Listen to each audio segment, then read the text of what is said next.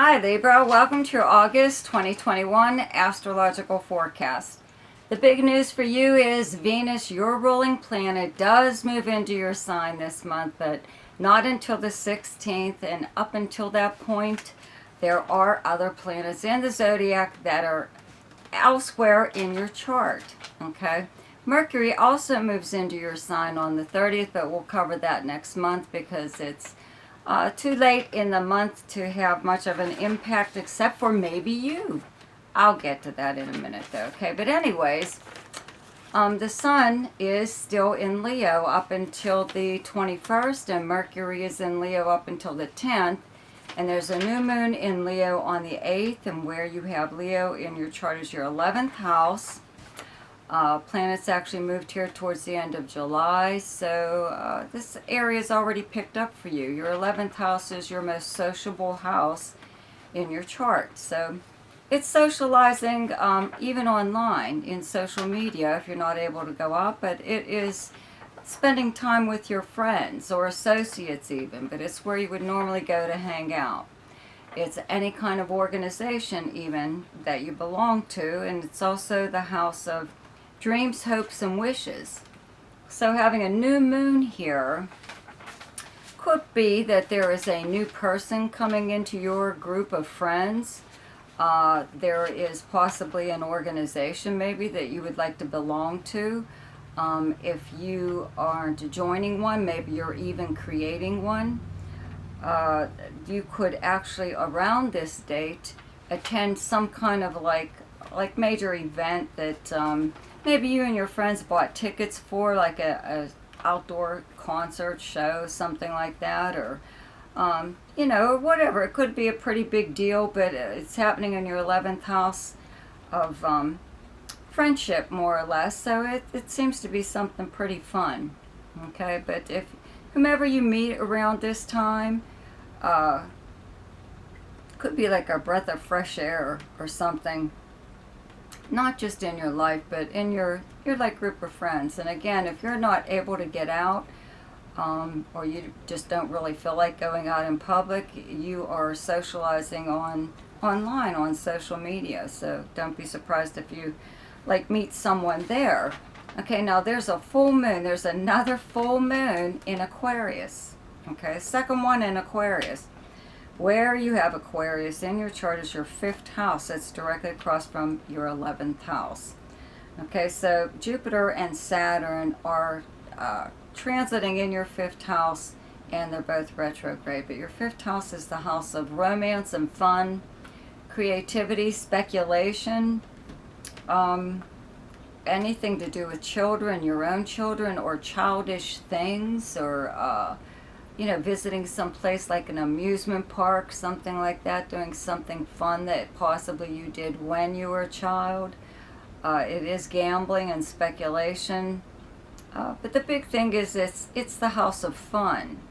So having a full moon here just means that possibly, maybe, you may end up running into or hearing from an old flame. It doesn't necessarily mean that it's a bad thing, but it is possibly bad timing maybe for you, especially if you're already taken, you know, you're already with someone and perhaps even married. So it doesn't come at a really good time, and it could be a little bit of a surprise, but it's not really unwelcomed, it seems. Also, though, if you do have children, or you or children are in your life for some reason or other, could be due to romance, you know, maybe someone you're seeing does have children but you don't. Whatever, there could be something going on with them at this time where they act up, or something happens in their life where you have to stop whatever you're doing, especially if it's something fun too. Okay, so you have to stop doing that in order to take care of something with your child. Okay, so it could be a big deal, but I really don't think so. Okay, actually though, the sun moves into Virgo on the 22nd, and Mercury moves into Virgo on the 11th. Venus is here up until the 15th, and Mars is in Virgo like all month. And where you have Virgo in your chart is your 12th house. So, you know, planets have already kind of been trickling into this area. Your 12th house is your house of secrets and confidences. It's actions taken by you or anyone else in secret or behind the scenes.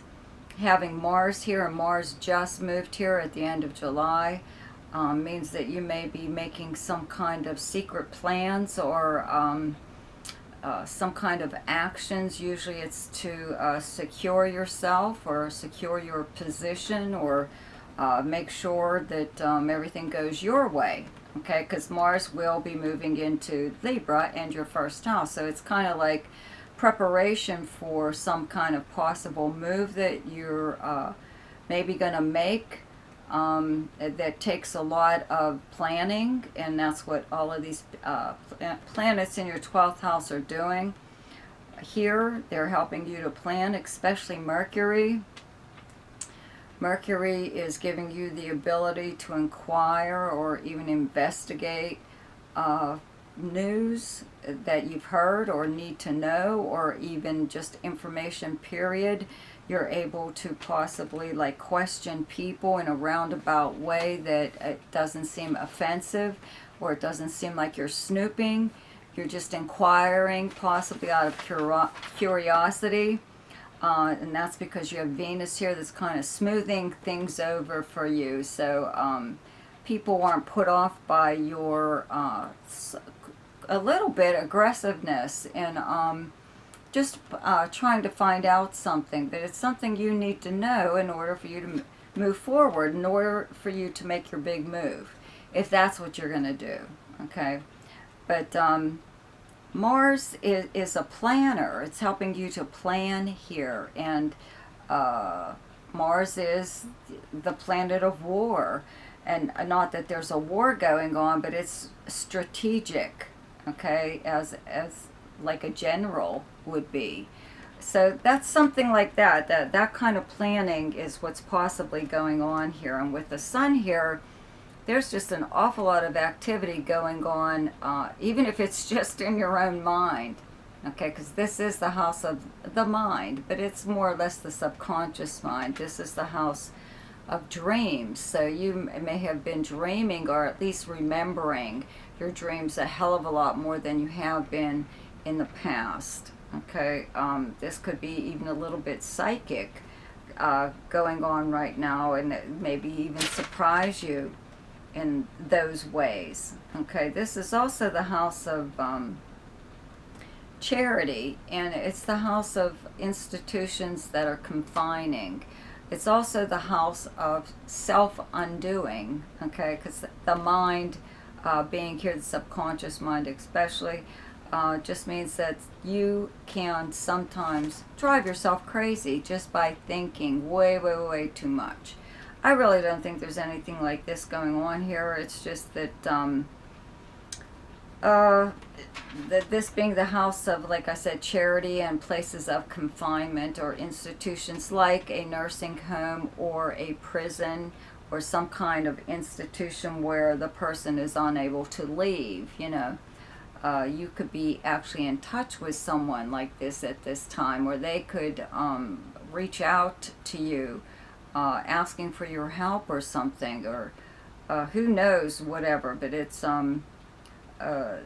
probably something I'm not sure if you're willing to do, or even if you're able to help them in any way. But this is also the house of charity for you. So if you needed help in any way, you could ask for it right now, and it doesn't have to be broadcast everywhere. It could be done in secret. You could be getting secret help at this time, no matter what it is. Even if it is you yourself just seeing like a therapist or something. Okay. Now, Venus actually moves into Libra on the 16th. Okay. So Mercury moves into your sign too on the 30th, but we'll cover that next month because, like I said, it's not here long enough for us to have too much of an impact, except for those of you born on like the first 2 days of Libra. okay, might notice something or other, or have a planet in that low degrees. You'll have a conjunction there, okay? But having Venus, your ruling planet, in your sign makes you very irresistible at this time. That's what Venus does when it's in your first house, okay? This is the time to approach people who are unapproachable or who are uncooperative, because when you have Venus in your first house, especially in your sign, okay, or even in your 10th house, okay, people are more willing to help you, or more willing to listen to you. They want to do things for you. They find you far more appealing than they do at any other time, okay? Excuse me. So if there's a conversation that you have to have with someone and you need their cooperation or help in some way, this would be the best time to do it, is once Venus moves into your first house, okay? Also, this is a time where you expect a lot more compliments at this time, even from complete strangers. But it's usually about your physical appearance. It could be about an attribute. Usually it's about your voice or something like that. But it could be about your style, the clothes that you wear, your hair, your eyes, anything. But if it is about something, your personality or something like that, I would have to say it might be more or less about your voice, okay? The planet, all of the planets actually, from Jupiter through Pluto, are in retrograde motion, except for the planet Uranus, which will turn retrograde on the 19th. And so then all of the planets, the outer planets, will be in retrograde motion, and all that means is wherever they're transiting, they are, that area of your life has just slowed down a little bit, enough for you to review or change your mind about something or other. And having Uranus in Taurus in your 8th house turn retrograde just means that 8th house is a house of other people's resources and money, and it's money coming to you through means other than earning it. And as long as the planet Uranus is here, there's always going to be like sudden surprises in this area of your life, okay? This is the house of legacies and inheritances, insurance payouts, legal settlements. It's the bank, it's credit cards, any kind of bank accounts.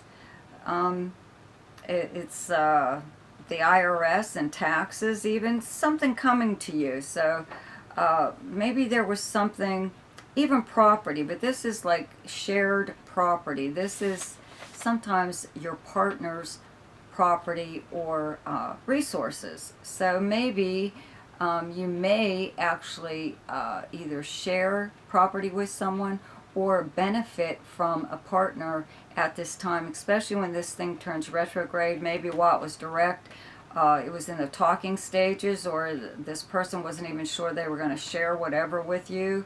And when this turns retrograde, it looks like, you know, maybe the opportunity that was there before and was passed you by comes around again.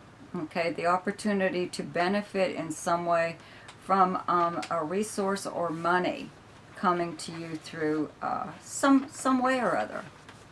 Okay, the best time to do something each month is when the moon is in your own sign, and the moon is in Libra on the 11th, 12th, and 13th.